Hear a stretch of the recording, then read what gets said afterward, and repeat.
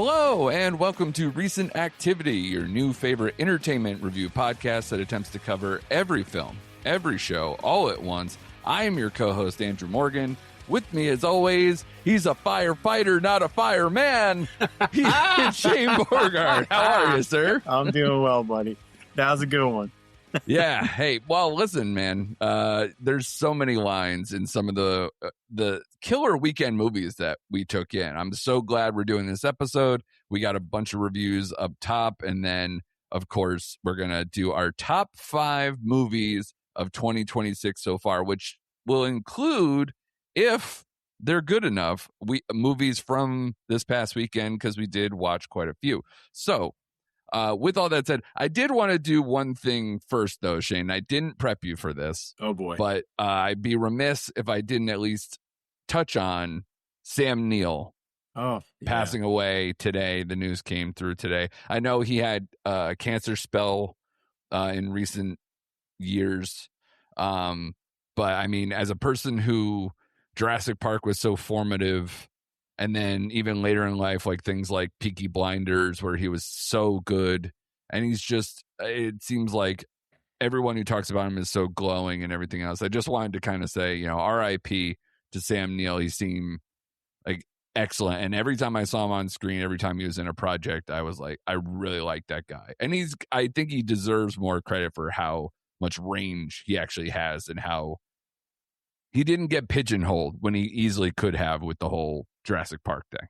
Oh, absolutely. Yeah, I was a big fan too. Like In the Mouth of Madness, of course, is like at the top for me. And then of course Jurassic Park.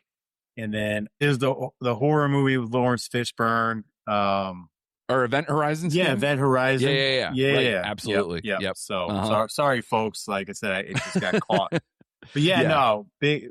Like you said, so much range. I enjoyed just about every movie he was in. And I was caught off guard by that one, to be honest with you. I was like, oh, man. Like, it kind of hit a little bit.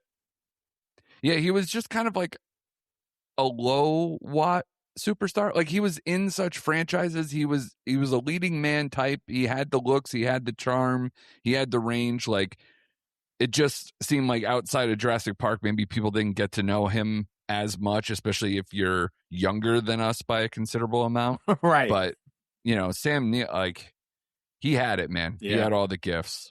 So RIP to him. But let's talk about the weekend, sir. I mean, this was an interesting one. I mean, we're in pure summertime right now. We're seeing 3 animated movies at the top of the box office. Well, sorry. One of them a live action remake of an animated, even though it's got so much CGI in it that it borders like the conversation that you and I have had before, where it's like, how are the Avatar movies not considered animation? Where's the people anymore? Right. What are we doing? So it's kind of the same thing with the new live action Moana, which underperformed, which I don't want to like stomp on anybody or do whatever, but I'm not mad at it. I'm not either. I want it to fail and fail hard. Yeah. What's not failing hard is Toy Story, which is up to almost 900 million already, and will definitely shoot over $1 billion. And God, it will probably go to 1.5 by summer's end. I mean, that thing just keeps printing money. So that's doing excellent. But the big stuff that came over the weekend is, I believe, Evil Dead Burn came in 4th for the weekend. It made 13.7 domestic, and it made 27 worldwide for a $40 million weekend. That's pretty solid for this franchise.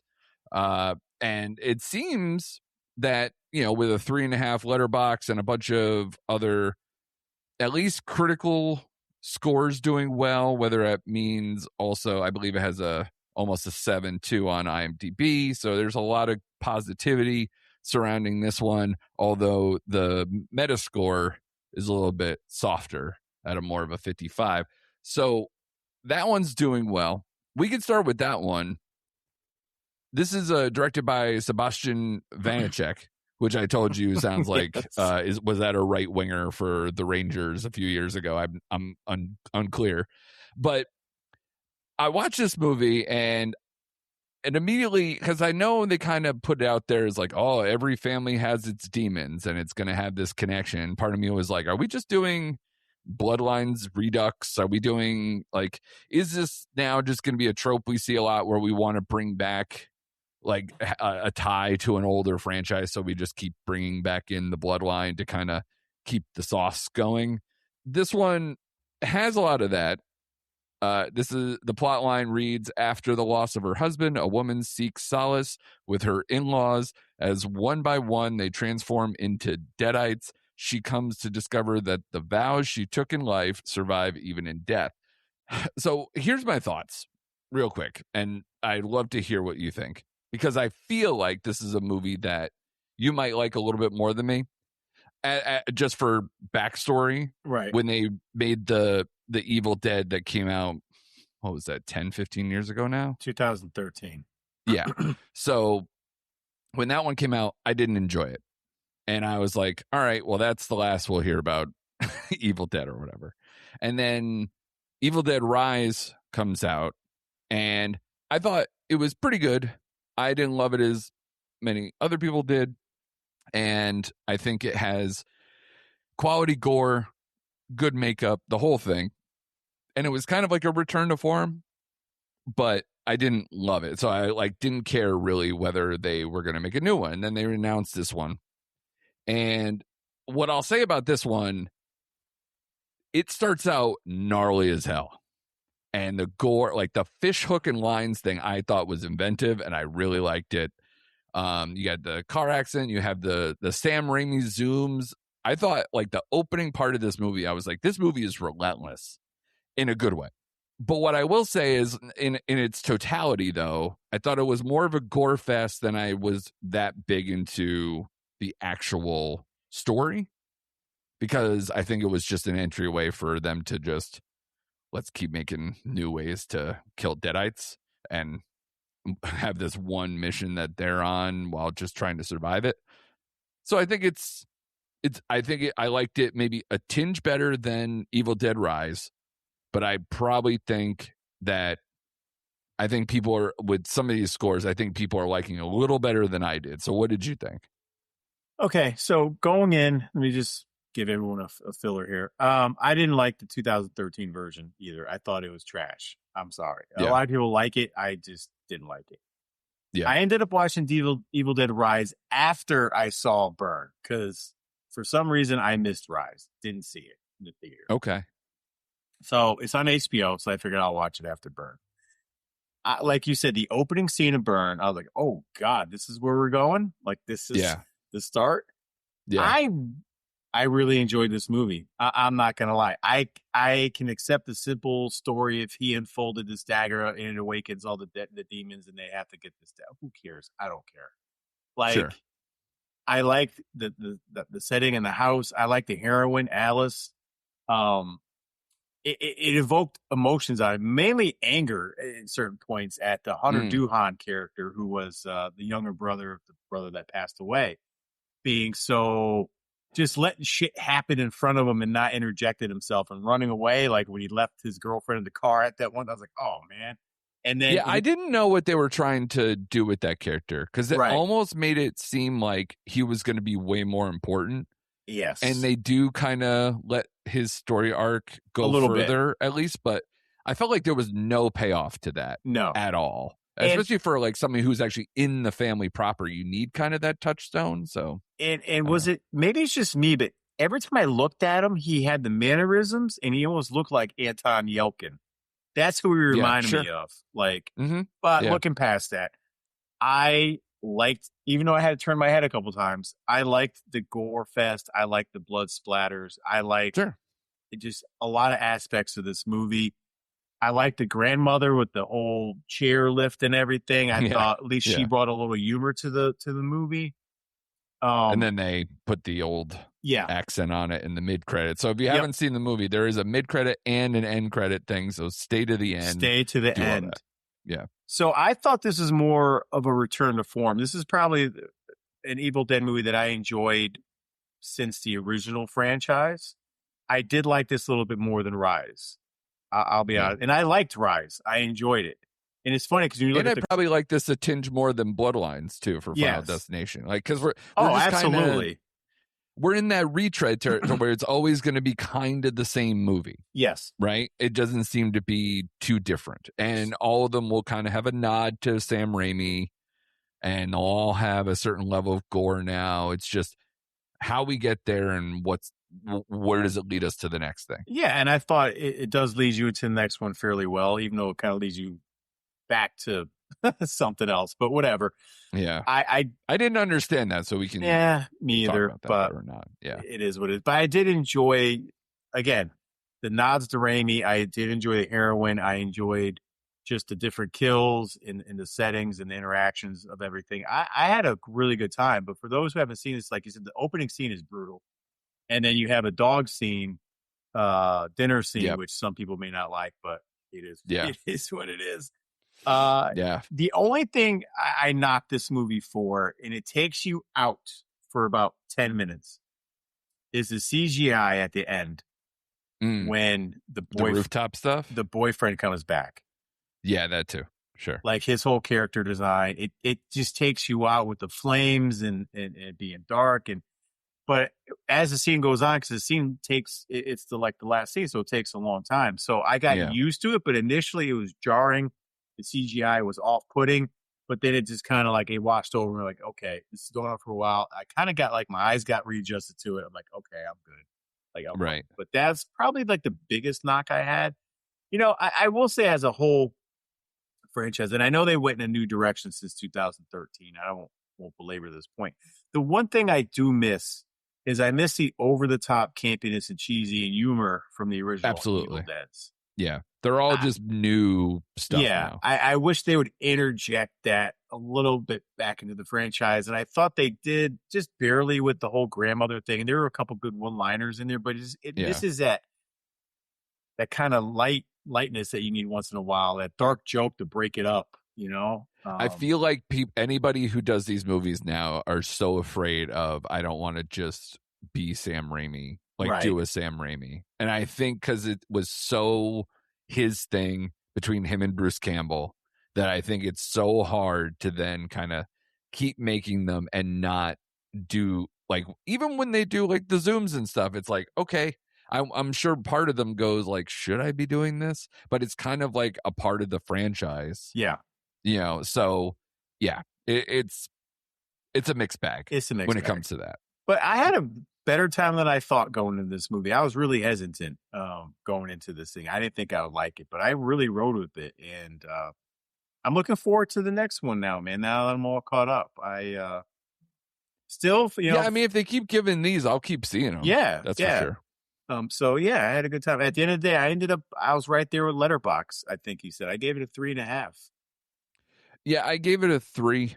Where I think it's a higher 3 than some of the. I probably gave Bloodlines a 3. I probably gave. What was the other one we mentioned there? Or even like Rise. I think I might have given a 3 too. But this I think is a stronger 3. I just couldn't get to 3.5. But I'm with you. It's like right there. The old cheat code thing. Like if it was 3.25, I'd give it. But you know, it's a strong 3. And I also find it interesting, Shane, because we're going to talk about a couple other movies before we get to our top 5s. But I find it fascinating that, especially because I saw them all in the same weekend, I was like, I saw 3 movies of basically saying the difficulties of marriage in many different ways. Between this, The Invite, and Gail Daughtry. That's a good catch. So, yeah, it like dawned on me as I got to the 3rd movie. I was like, oh God, these are all about that. That's so insane. But I enjoy it. Not every movie can be about, you know, killing people with weed whackers, you know, but all of them can, you know, really hit that touchstone of marriage and relationships are hard. But let's get to The Invite. For a movie like this, it's made about 10 million so far, which these type of movies are very hard to make money. But I think because the reviews are doing so well and the per screen average did really well to start, I wonder if this movie might have a little bit of legs. I don't know what your feeling is on that before we can get to the movie itself. But the new Olivia Wilde movie is what we're talking about here, with 4 really good stars right at the center. And it has over a 4 on Letterboxd. It's got a really high Metascore. It's doing well with both sides of the aisle here. So do you think this can kind of keep plugging along, maybe get to like 30, 40, 50 million? I think it can, and I think it will. I think it will. Yeah. Just based on word of mouth coming out of the weekend and the glowing reviews, critic wise and audience wise, I think it's a movie that's going to grow a little bit over time. I think so too. And without putting everything out there, I really like this movie, so I'm rooting for it. There's a lot to love. The fact that it was shot on film, the fact that this has a lot of great performances. Olivia Wilde, I like her as a director. She had a blip. There's even stuff to like about Don't Worry, Darling, even though I think that movie's ultimately not successful as like a totality, but it's beautifully shot. All the stuff within that kind of town, like the kind of suburban little thing that they had going on there with Chris Pine, I thought worked well. I just think as a totality and a message and whatever, it kind of got scrambled. So I think it got a little lost. But I think this is a good comeback for her. The plot reads on this one, if you all are not familiar. Joe and Angela's marriage is on thin ice when they invite their enigmatic upstairs neighbors for a dinner party. The night spirals into unexpected places. This movie is a remake of a Spanish film called The People Upstairs, I believe it's called. Again, this is a chamber piece. Like, for the most part, it's in just the one apartment, only 4 actors. So you can kind of almost, it almost feels like it can have a little bit of that is stage play kind of a vibe, but I think they do an excellent job of like changing locations, changing angles, shooting the hell out of it. The interesting thing here, did you catch that Rashida Jones is one of the writers on here too, as well as Will McCormick? A solid movie that I'm desperate to find out what you think on this one. I love this movie. Fucking love this movie. Love it, love it, love it. It had me. I mean, I was laughing. I mean, the theater was laughing. Yep. The dynamic between Seth Rogen, which I honestly thought, because I love Edward Norton, this room is chock full of good actors. To me, he was the standout in this movie for sure. Well, especially because we don't see him much anymore, right? So to me, it was like he stood out so much because I forgot how much I loved him. I think of all the movies done in the last whatever, I think this is his best performance he's had in a long time. And yes, he stuck out to me. Like, and I don't know if it's because I see some of me in Joe, like the way, like just the lines, the dialogue between him and Olivia Wilde. Olivia Wilde, sorry. Were hysterical in his mannerisms, in his sarcasm. I think that's why I like use my spirit animal, because I do a lot of sarcastic commentary, and her wanting him to walk out of the house and restart everything was hilarious, and him talking about the rugs and laying on the floor, and then we see Edward Norton come down with Penelope Cruz. Yeah, Penelope Cruz. I'm sorry, folks. Yeah. They added and I love Edward Norton, the whole Hawk thing, and when he got to the name, I mean, it's just so good, so good. And you're right, like the shots and them going room to room, it felt like you said, it felt like a play. Like this could have been on stage, and I would have been totally happy with it. The dialogue alone was A+. This is her best movie, period. Absolutely. Period. And when we I like Booksmart too, and I think she does a lot of good and interesting projects, and I think you're right. This is absolutely the best thing she's done. This is the best thing she's done, man. And the whole cast was just dynamic. But the whole Seth Rogen had me dying. He's like, "You mean me too? Me too?" Like when we find every single time. Yeah, when you're sure it's not just gonna be the 3 of you, and then I'm sitting on the side. Without spoilers. But like, I like the way it wrapped up, because then it got kind of heavy because. Like you said, this is a movie about marriage, and it's kind of falling apart. They don't realize they both realize, but they don't want to like face the fact that like their time has come. They're just going through the motions. And then the Edward Norton character like sheds light on it. Like, yeah, man, because they're so open with each other and the communication is different. And, they're realizing, hey, we should be like, we're missing that in our life. Like, we're missing that. So there's some heavy undertones of this movie. And I like the way it wrapped. Like, I love the way it wrapped up. Like, I love where like they realize, hey, this is probably the end of the road for us. But then you had that last scene where they're in his music room, and it's like it just kind of hit. I'm like, God, this movie is just funny. It's dramatic. It's just a lot of things rolled into one. I fucking love this movie.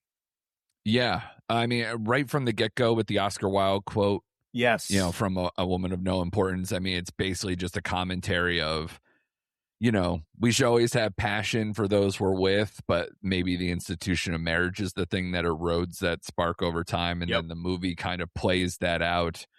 And it's, like you said, it's very smartly written, such strong performances. It's so anxious and knowing and winking about its characters. It basically, I felt like I needed a Xanax the first half of this movie before it kind of turns on itself and gets deeper as it goes along, which is the impressive part about the screenplay. But you're right, like, also seeing Gail Daughtry this weekend, like a more pure comedy, I probably laughed harder and maybe potentially more with this movie. So I don't want to undersell the comedy. I think it's a legit comedy. Yeah, I wouldn't even call it a dramedy, but there kind of is with kind of how it wraps. So you can't ignore it. But it's very 70s. It's like it's a movie that doesn't kind of exist often anymore, or if it does, it kind of gets, you know, pushed to the side a little bit. If it doesn't, especially if it doesn't end up in an Oscar conversation, which I genuinely hope this does. I think every performance here has a case. So I think there'll be more, plus screenplay and everything else. So I think there'll be a lot to talk about when it comes to that movie. But it also should work on a different thing that I did want to bring up. This movie is horny as hell too, because of the subject matter and how it kind of works and the characters and how much they buy in, that I was like, it's so funny that like people made a huge deal about Baby Girl when it came out, right? Like with Nicole Kidman, that whole kind of, you know, because it's a little May December, it's a little BDSM, it's a little bit of whatever. So it's like, oh, well, you're going to see Nicole Kidman in a different way. And then this movie, I'm like, man, this movie is sexier. This movie is hornier. It's got more stars that are committing to the bit. I think that's a reason to go see this movie multiple times too. I think it's so rewarding on a rewatch, but so many things. Even in the beginning, it's a small part because, like I said, the most of the movie is just the one apartment. That little sequence with Seth Rogen kind of driving or like riding his bike through San Francisco, the bus, riding and all the bike. those, yeah. Like, one, it's just engaging because it's very funny, and then but the beauty shots, the cinematography of the San Francisco Bay and the hills and everything else, I was like, oh, I really like this too. Even though you don't get to luxuriate in it after those opening moments, I really liked that to start. So yeah, I just really love this movie. And it was something that we can do scores or whatever, but I will say, given my score, we might talk about it later too. So I'm thinking the same thing. I was thinking the same thing. Should I give my score away now? I give it a 4.5. Yeah, that's exactly what I gave it. Exactly what I gave it. Because I feel like, you know, again, for how much I really liked it, and I liked it a lot, I just didn't have that like sending, like that extra oomph to get me to 5. Right. But I think there's so many reasons. And again, maybe I rewatch it and give it that little extra kick too. But I think 4.5 is right for at least right now. Yeah, I definitely walked out. My gut was like 4.5, but I was like, I want to see this like again, like right away. Like, it's so rewatchable because again, there's so much dialogue and so many lines going back and forth, especially at the beginning of the movie. Like, you probably missed some of those lines, or like you want to hear them again. You know, it's just so good, man. I love this movie. So I think we did this not too long ago as an exercise, but didn't we talk about like what's the best like studio comedy of this we decade? Have talked about that, and I think we kind of like landed on, you know, is it Palm Springs? Is it kind of like, you know, something fun like Joyride, or is it like, you know, a Wes Anderson movie, or is it something like? So I think if you're comparing this movie to all of those, I think that this one might have the belt. I will say I think it does, because The amount of times I laughed at certain lines in this movie, I haven't laughed like that in a long time in a theater. Or Yeah. even just watching like Palm Springs, I laughed at parts, but like there were multiple times I'm just like losing it. I'm like, oh my God, he just said that. Like, just laughing, man. And the Plus way the substance here is a lot better too. It's a lot deeper, and I and it's a think lot. what helped was like the movie theater was laughing. Like there was just people like at the same lines. I'm like, which is a problem with the Palm Springs thing because it was COVID, and we all watched it at home and all that. That kind of sucks. But this is probably like you said, it's definitely the best comedy of the year so far for me. Yeah, another A24 banger, man. Yeah. Like they're making good choices, and yeah, this is a very strong movie. So we'll see if it ends up on either of our lists when we do the top 5. But I was very impressed by this movie. Last one here, Gail Daughtry, because I caught this one. I know you have plans to see it this week, so I won't go too crazy. It made like $1 million. It didn't light the world on fire. But I will say, for when I was watching it, this silly movie, man, I definitely engaged with it because I are you a person who was into like you watch The State or Stella or like even Reno 911 or any of these things that these guys have done in the past? I still got my State VHS tape. Ooh, in the my egg. Man. I was a huge State fan. Loved this crew. Loved everything they do together. Dip my balls in it. Yes, love everything they do together. So yeah, David Wayne and all that crew. This movie, well, to that point, if I'm selling the movie to you as knowing that, I would say that this is probably like so State coded because it feels like they have almost like these scenes where they like wanted to accomplish this one gag or this one silly character or whatever. And it has that kind of momentum, especially early on before the plot kind of kicks in. But Gail Daughtry and the Celebrity Sex Pass, like I mentioned, this is David Wayne's latest. It's about a small town Kansas hairdresser, Gail Daughtry, who her fiance uses his celebrity sex pass on Jennifer Aniston, prompting Gail to travel to LA with her friend Otto to find her own pass, John Hamm, to even the score.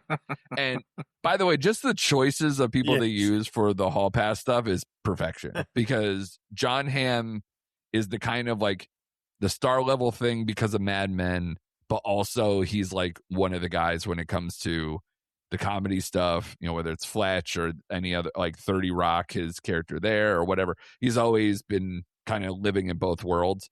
And, Jennifer Aniston doing a lot of the same thing. She can go from being massive sitcom star or doing an indie movie like The Good Girl or whatever, and or doing stuff like Horrible Bosses or other comedy stuff all the time. So perfect people to choose. And I ended up giving this a 3.5.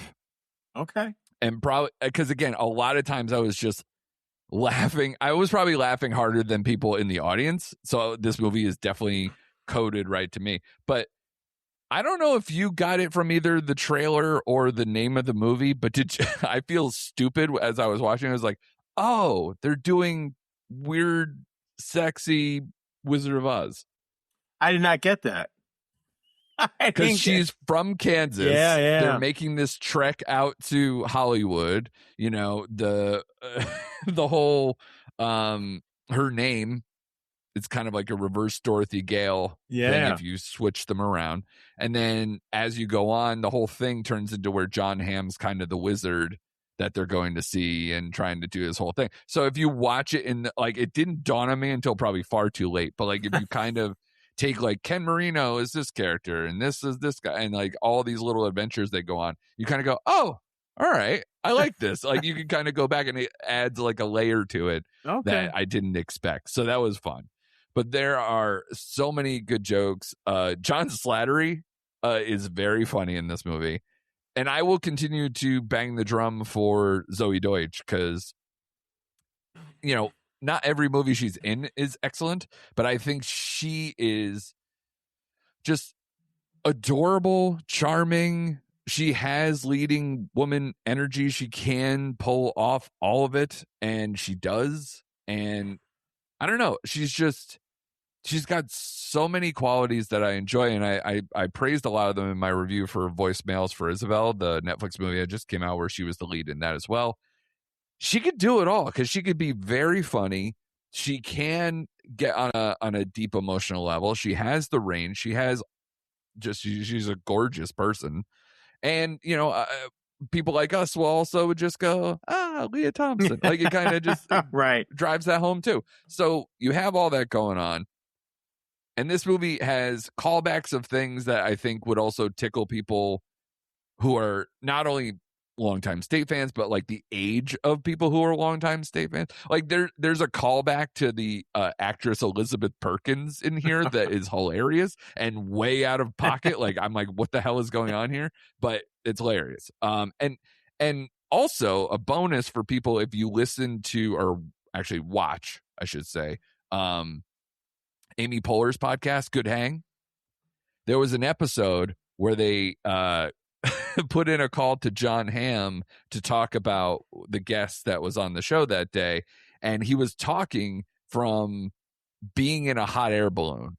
And like, he was shooting a scene. He was on location. He was doing some movie. And now this is that movie. And you don't realize it until the end that it's full circle. And that even tickled me too. So like, it was a movie that got better as it went along. There's some genuinely just hilarious shit. There's like a John Hamm's assistant in here is, just watch out for that. He's probably a scene stealer in like so many scenes. Super funny. And cameos galore, especially if you're a person who likes the State people or 911 people, like the Wet Hot American Summer Crew, all that stuff. So definitely will have a lot of callbacks. So I definitely recommend trying to see it in theaters before it goes, but if not, pop it on the watch list. Nice. So, especially for something that's making just a little bit now, it's probably more going to be a cult thing or a, home video, PVOD kind of thing, but for a lot of people. So definitely do that when you get a chance. But Shane, the moment has come, my friend. Buddy. Let's do it. We are going to do our top 5 movies so far of 2026. How would you feel? I always kind of do the primer first. How you feeling now? We're at the halfway point. I literally, we always try to go for, that 130 number that we have, that arbitrary weird number that we've kind of come up with over the years. I'm sitting right a little past that halfway point there too. Like I'm almost near 70 in terms of movies I've watched for 2026. So I feel good. Like I feel like this is a good year. I think we have a good crop. I have no issues with the 5 that I have, and even a couple of honorable mentions. But I feel like this movie year could have been deeper because there maybe were some things that were a little disappointing. But overall, I think it's solid. I'll put it that way. Yeah, I feel the same way. I had no problem putting together my top 5. In fact, I have a bunch of honorable mentions. The year kind of started off a little slow, but I feel like it's been picking up in the last couple months. I actually think it did a whiplash thing to me and I'll discuss it when we get into a certain point, but I feel like in January, we were like, oh my God, is this year going to be amazing? Because there's a bunch of good January movies, which never happens. What are we doing? And then we were looking forward to stuff that was coming in February, March. So I was like, man, this year might be like outstanding. And then it kind of dipped a little and then came back. And I just feel like for me personally, I feel like TV started out just dynamite. And then as that's slowing down a little bit now, I feel like my movie stuff is starting to pick up because I'm a little behind you. Like I think I'm at 60 right now. Okay. And I'm still at like 39 television shows. So we'll get our numbers there. We'll get our numbers. So I feel good though. I feel really good about this list. Yeah, especially because I was like, I think last year, maybe at this point or years prior, I liked more things coming out of Sundance at home too, where I thought I can sneak in something that's like, this hasn't come out yet, or I saw this at Sundance and it finally came out and I'm so happy or whatever. I don't have that right now, even though The Invite was a Sundance movie. I didn't watch it because it wasn't part of the stuff to view at home. Right. So, there's always those as well. But yeah, for how much this is, I still think we have a solid year. And why don't you kick us off, buddy, with your number 5? All right. So keep in mind, like sometimes you forget about movies that come out early in the year, and I gave this movie high praise, and it's okay. My list might piss some people off because I'm gonna. It doesn't include it doesn't include one massive movie that everyone just loves. I'm just gonna put that out there. So my number 5 is Drama, starring Robert Pattinson and Zendaya. Yeah. I ended up giving it a 4.5. I love the dynamic between the two. I like the story behind this movie. I just thought it was great performances all around.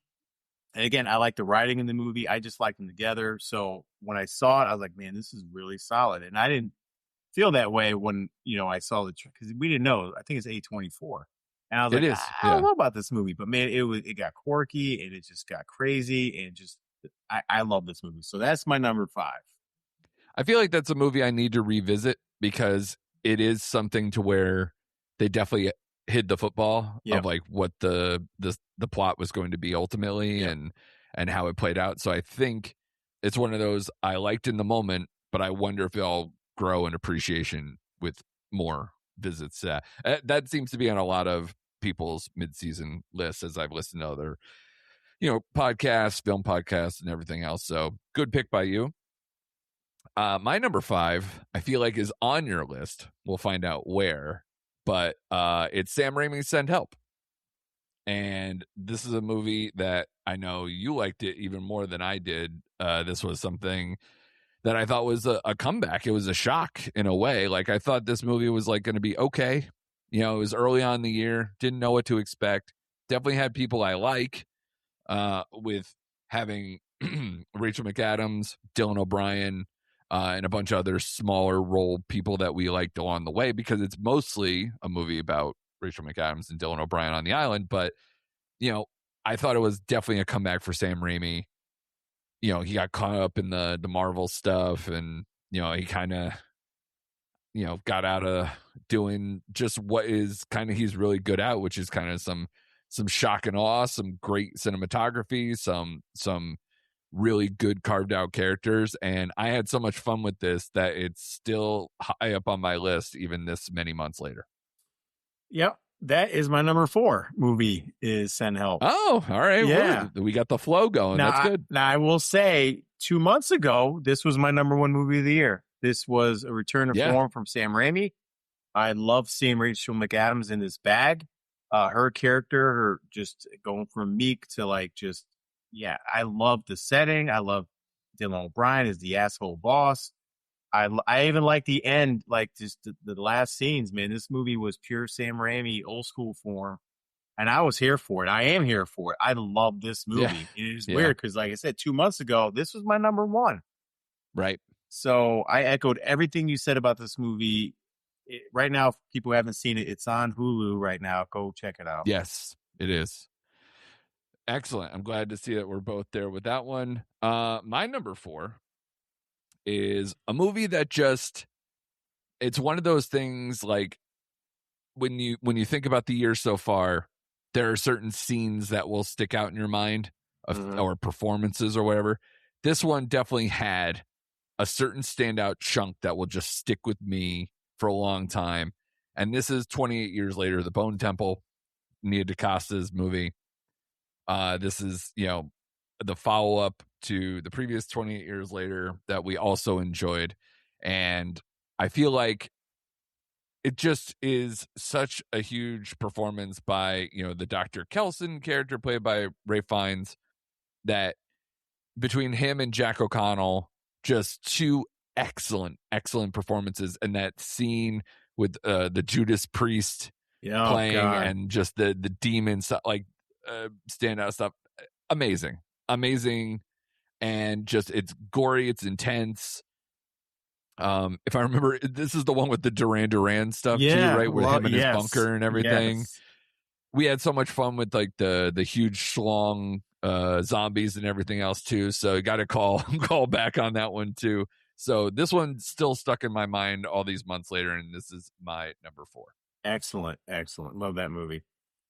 And it ended up on my, it just got bumped out again. It was in my top 5 up until 2 months ago. So, right. So it's right there. I love this movie.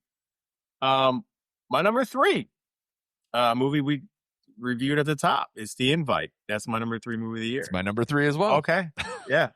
And I'm not going to. I mean, we just spoke on it. So I'm not going to beat a dead horse. I just didn't see it coming. And as soon as this movie was over, I'm like, oh, God, I love that movie. I had a hard time. Like, do I want to get it to number 2? But at the end of the day, I'm like, nope.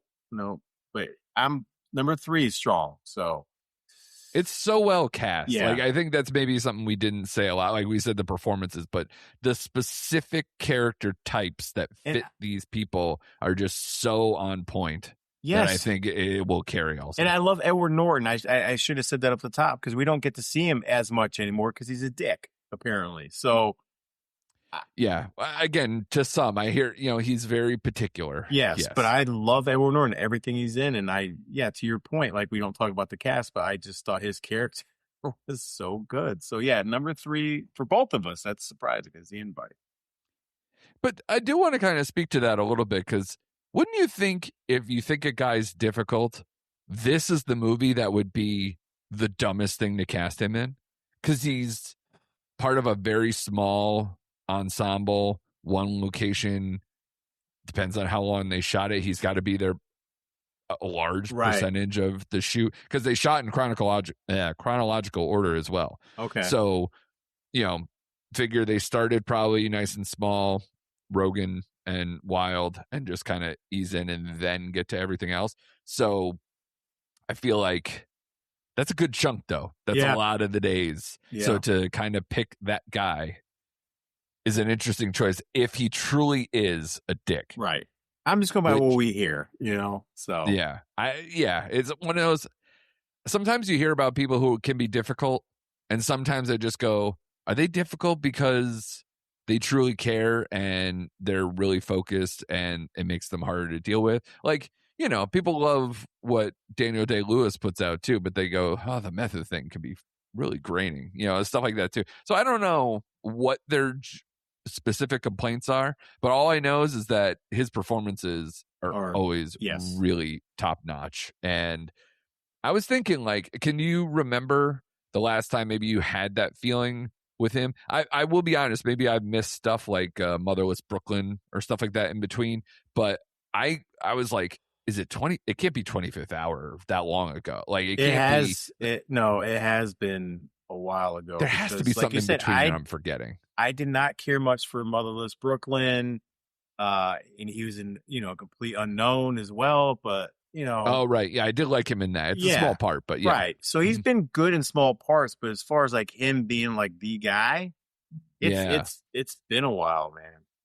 Like even Birdman, right? He was in Birdman. Oh yeah, that's a good point. Yep. Yeah. Thank you. Yeah. Yeah. But still, it's still like now his projects are few and far between. But back in the day, he was rolling out, Rounders, Death to Smoochie, like American History X. Yeah. Like he was everywhere. Yeah. He was like the guy. Oh, and Glass Onion too. Oh yes, I forgot about that. Yep. But again, not the main, but sort of the main. Yep. He's like right there. Yeah. So, yeah, he works well with Wes Anderson. So again, is he a dick? Because he's been in a lot of movies with him, whether it was Grand Budapest, Moon Riot, all those. So I don't know. I want to hear more. Somebody tell me why they think he's a dick. All right, so because that was both of our number 3. Yep. So give me your number 2.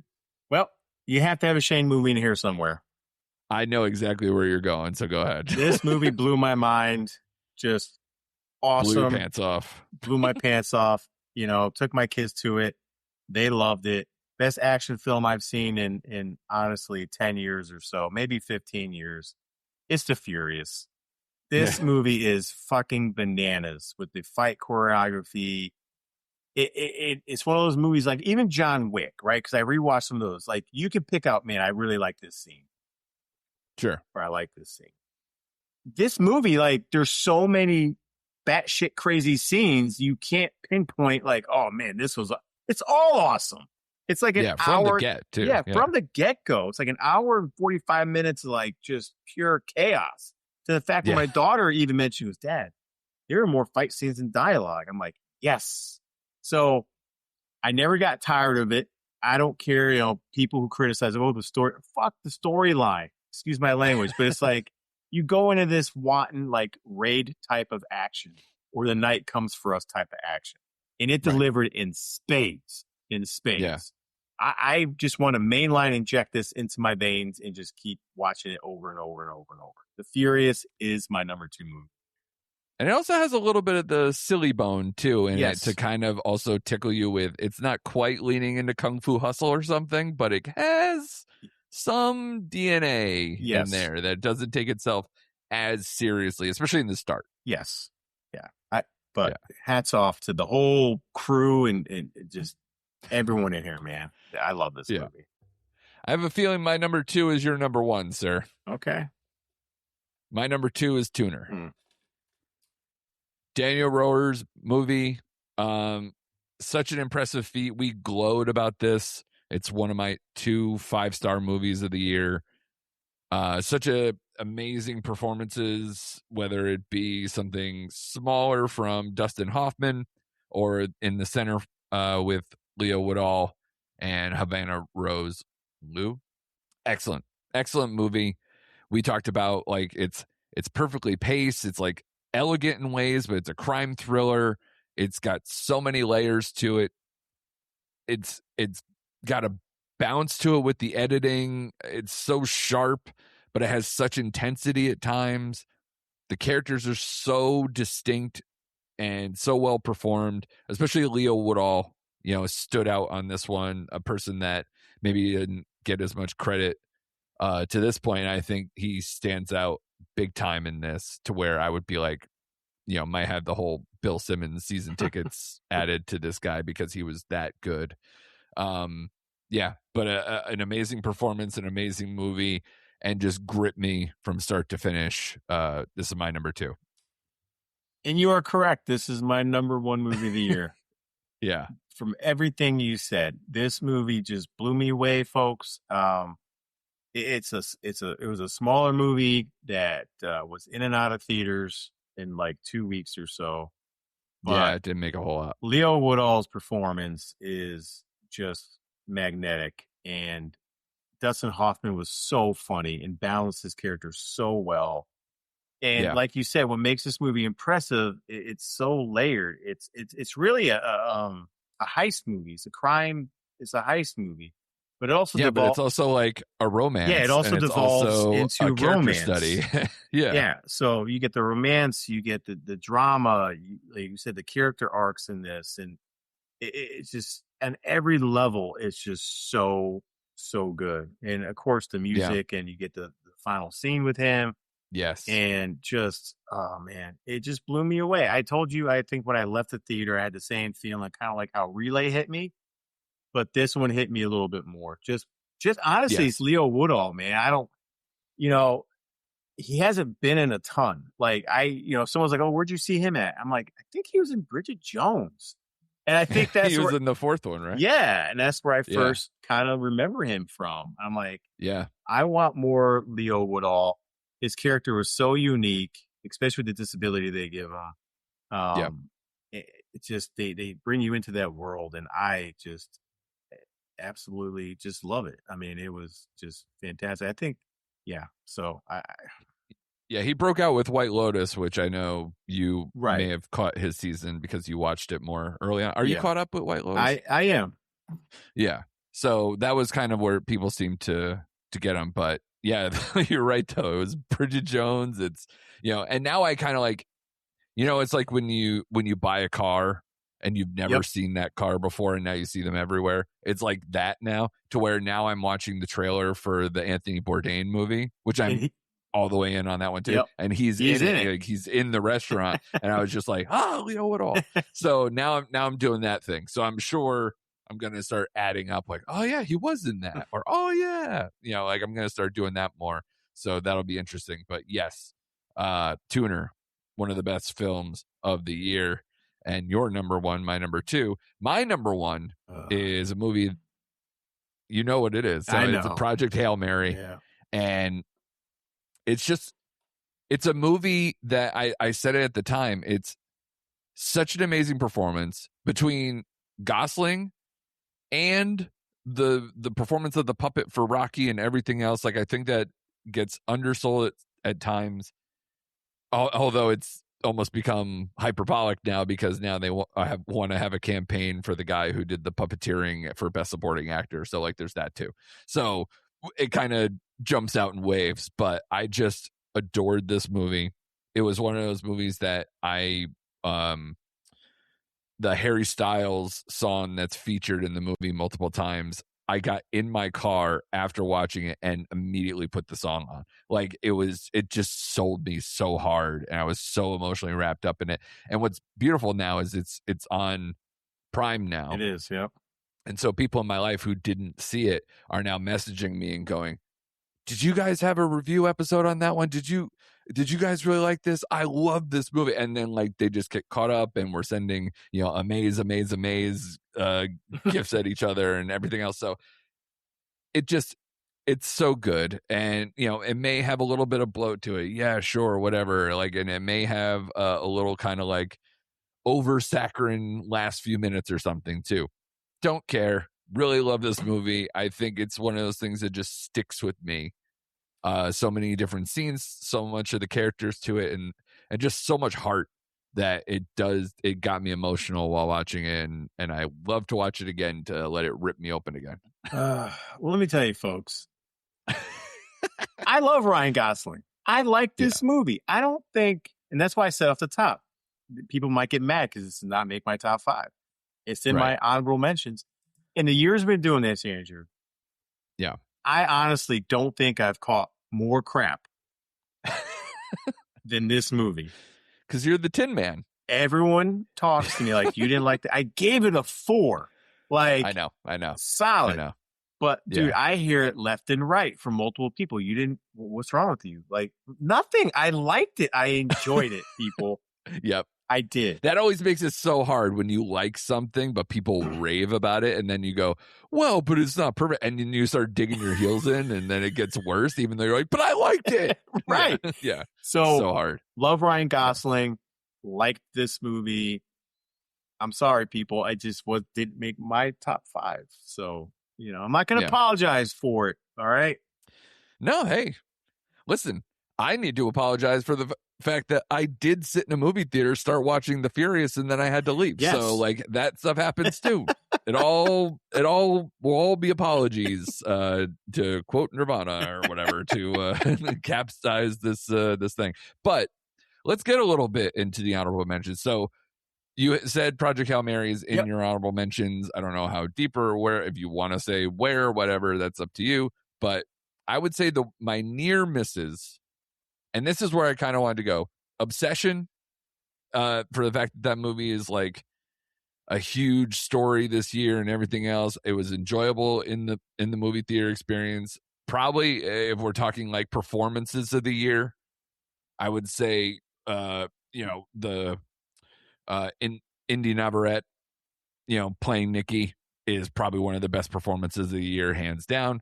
So that movie will stick with me for that, even though, it's a basic monkey paw premise. Mm-hmm. It's not, I think as much as like the Discord and how much this movie has grown and exceeding stuff like Sinners and whatever else that, it makes me kind of weird when it comes to that. It's almost your Project Hail Mary thing where it's like, I liked it, but I'm not watching it 3 times with my friends every weekend. What the hell are you people doing? So it gets a little weird with that, but I did enjoy that movie and it is in my honorable mentions. One other thing I did want to say too, the January, like the early part of the year, I thought this was going to be the crime thriller movie year of the year because we both liked Crime 101 and The Rip early on, and they're still kind of high up for me, but it just was outside of my top 5. But I did want to kind of go, remember when we all were just like, yeah, fuck yeah, crime thrillers, and we had our top crime thrillers of, what do we do, of the century so far? Yeah Because I remember like Hell or High Water was mentioned, so I'm like, that's not the decade. So yeah, I think we went back. Yeah, so be sure to go check that one out, people, if you didn't catch that episode. But I had that, and have you watched, because I know you missed this, Over Your Dead Body? I still have missed that, yes. I have not seen that. I think it's probably on video by now, like on PVOD or whatever. But But yeah, Over Your Dead Body, I liked a lot. And the only one I didn't mention is also, I guess you can call it crime thriller, Dead Man's Wire, the Gus Van Sant I missed that one too. movie that I enjoyed thoroughly too, with the story and the performances on that one. I liked a lot. So that's kind of like just the stuff that was outside of my top 5. Okay. I have several. So yeah, Project Hail Mary, folks, did end up, like, if I had to give the top 10, it was my number 6 movie of the year. Like, it just missed out. So calm down, folks. Yeah. I did have 28 Days Later, Bone Temple in here in an honorable mention. Yeah. I also did have Crime 101 because, again, that came out in February. Yeah. And like you said, the Chris Hemsworth performance, Halle Berry coming back to form. It's a very sneaky, great, just crime heist. Barry Keoghan just being nuts. Being nuts. So yeah, that movie hit, and I just wanted to give it a shout out like you just did, because I think it just came and went, and a lot of people didn't mention it. But I'll just throw 2 in here outside of those 3 I mentioned. Caroline. Which you just covered recently. Yep. Yeah. Just did a solo mission on it, folks. This is probably Samara Weaving's best movie she's ever done as far as like acting abilities and carrying scenes, and her chemistry with her, I forget his name now, but her co-star there, Gallner, Kyle Gallner, I think his name is. Yeah. Mm-hmm. Just a great down to earth. It's not quite Bonnie and Clyde. It doesn't get to that violent level, but it is layered. It has a great Kira Sedgwick scene in here where she just steals the entire scene. Really good movie. And then honestly, I know you missed this one, but the Jonas and Paul Rudd movie, Power Ballad. Right. Yeah. Really? Which I think that's now on PVOD. So I might. Nick Jonas and Paul Rudd. Simple story. You know, Paul Rudd is the wedding singer, yada, yada. Feels like his song got stolen. And it's just, yes, kind of almost like Project Hail Mary, where it is saccharine sweet. You kind of know where it's going. But the performances by the 2 leads and the music involved. And it's just one of those movies you walk into, it just makes you smile and it makes you happy.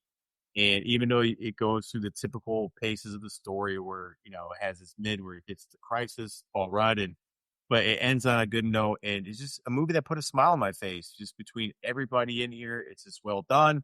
And I think I did mention this director of Sing Street, which I really love that movie. So, Once.